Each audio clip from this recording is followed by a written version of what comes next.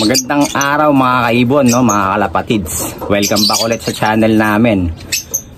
So may nagtanong ulit sa atin, no, si Sir Dongzel. Ang tanong niya, kinakain daw nung alaga niyang African lovebirds, no, yung hen, yung itlog nila. So nagpapatulong siya kung anong dapat gawin para hindi kainin nung alaga niyang African lovebirds yung mga nagiging itlog nila, no. Tara, pag-usapan natin yan for today's video.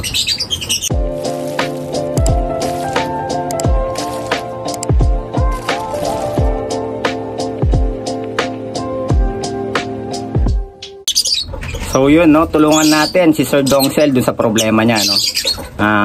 Sagutin natin yung question niya. Kinakain daw nung hen na hen ba or basta yung alaga niyang African lovebirds, no, yung breeder. Kinakain daw yung itlog nila.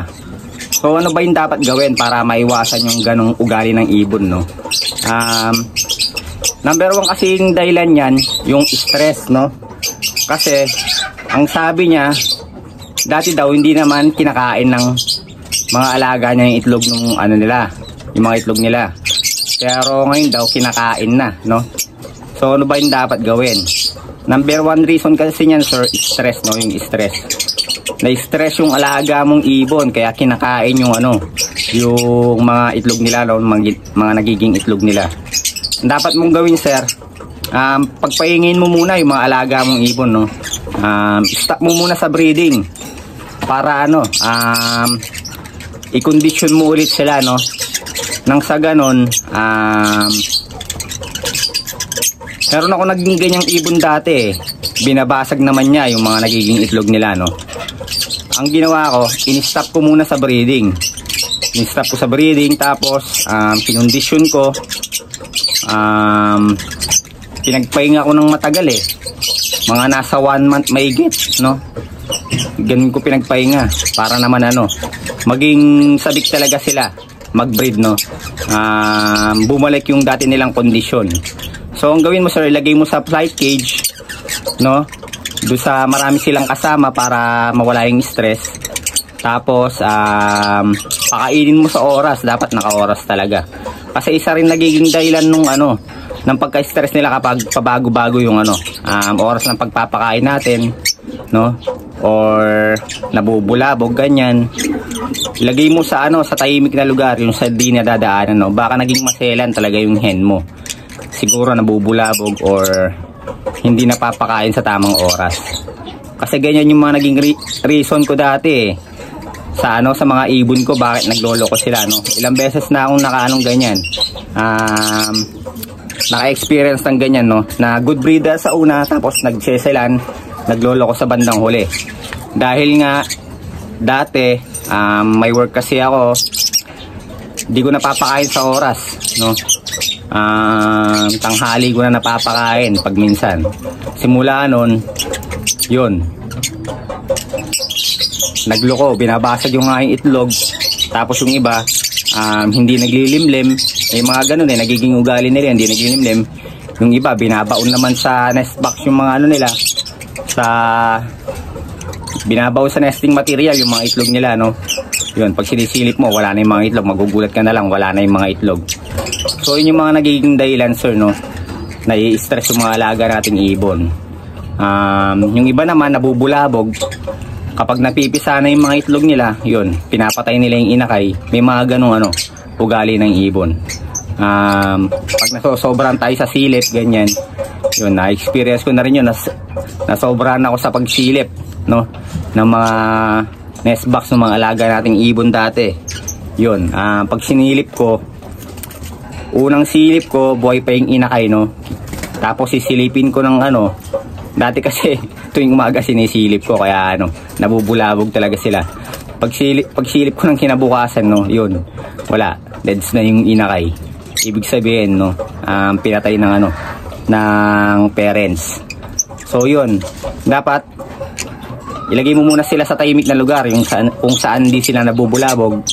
Tapos pakainin mo sa oras, no? Tapos isang experience ko pa, no, dati yun, sa sobrang ingay, yun, nabulabog yung ibon natin simula nun, Hindi na siya nag-breed ng maayos. Talagang kahit anong gawin ko, no, pinagpahinga ko na lahat na ng pangko-condition na pwedeng gawin ko, no, para maging maayos yung ibon, ginawa ko na, pero hindi talaga siya umayos. Naging niya, ugali niya, no, kasi dinire-diretso ko siyang i-breed. Yun yung pagkakamali ko. Dapat pala kapag nakita mo nang nagloko na yung ibon mo, ipagpahinga mo muna, no, para maiwasan yung ganong ugali, no, na nagbabasag ng itlog, nagbabaon sa nesting material ng itlog, no, tsaka yun, yung hindi naglilimlim. Dapat pag napansin mo na yun, stop breeding mo muna sila, sir, no. Pagpahingin mo muna, i-condition mo muna ulit, no. Siguro mga 1 month mahigit. Wag mo silang i-breed ng tuloy-tuloy kapag nagloko ng ibon, dahil magiging ugali na nila yon, sir, no.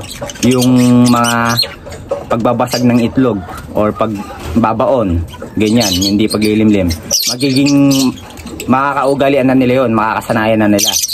Kaya kapag dinediretso mo yung breeding sa kanila, yun, hindi mo na sila maaayos. Yun, nagkaroon na tayo ng ganong ibon. Yun, hindi ko na talaga siya naayos.